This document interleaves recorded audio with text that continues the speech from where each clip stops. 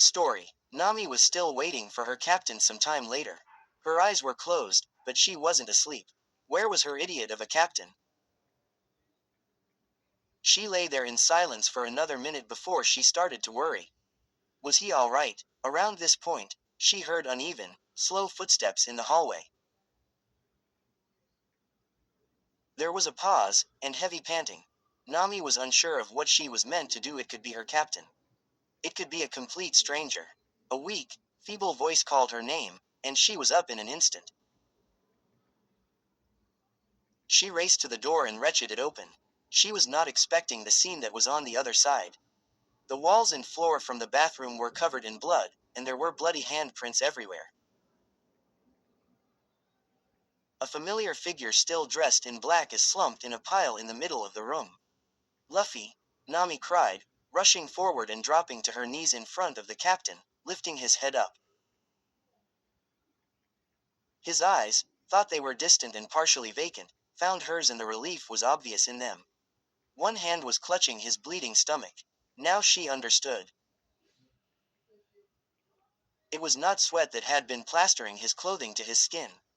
It had been blood, and he had not been wounded in the game.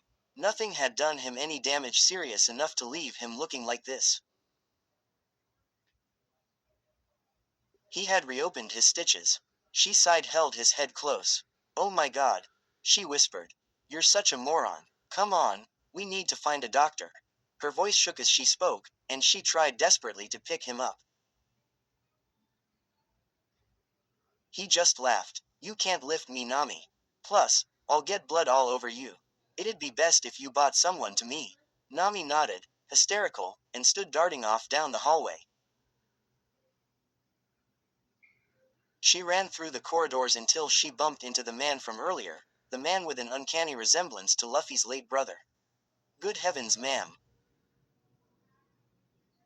he exclaimed as she came hurtling around the corner. "Whatever is the matter? Is that your blood?" Nami was distraught now, shaking uncontrollably as she tried to force her words out past her sobs. "Help! Help him, please," she begged, dropping to her knees. "It's the stitches, the goddamn stitches, he pulled them again, the moron, please help him." By this point the man seemed to have begun to piece things together. "The captain opened an old wound?" he asked, now beginning to get drawn into Nami's state of panic.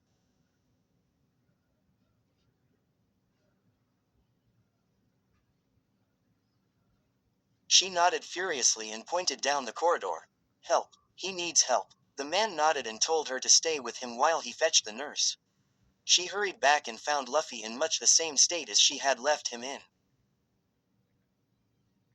With tears in her eyes, she dropped down beside him and pulled him to her. He had closed his eyes and was breathing sharply, as if every movement caused him an extreme amount of pain. It broke her to see him like this, after everything they had been through together. She carefully lay him down and placed his head in her lap, neither of them physically able to say a word. With nothing else she could do, Nami stroked her captain's head and cried quietly, waiting for the man to bring the help he had promised. He came sooner than expected, his footsteps reaching the pair long before his body. With him was a man and a woman, both dressed in what seemed to be a medical uniform. They carried a large kit between them. The party froze as they entered the hallway, paling at the bloodied hall that met them. They didn't freeze for long, as eventually their eyes fell on the source of all the blood and his distraught navigator and sprung into action. It didn't take them long to realize Luffy could not be moved in his current state. Nami was given the task of preparing the stretcher, mainly to distract her, as the doctors focused on the bleeding boy. The man helped them lay him down flat and cut off his shirt, revealing the horrible gaping wound that had caused them so much strife.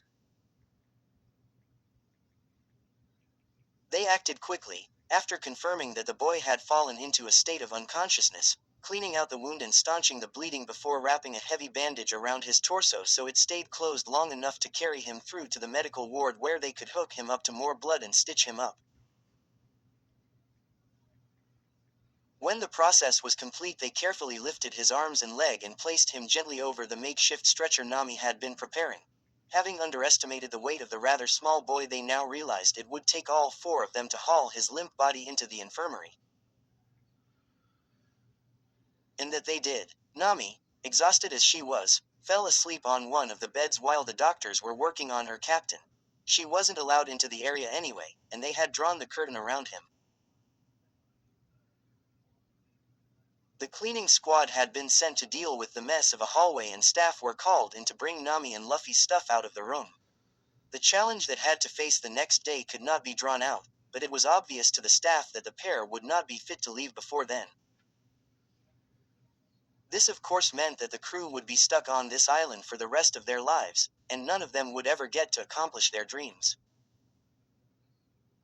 It made them sad that this incredible team who would normally have made it through this challenge would get held back because of such an unfortunate turn of events.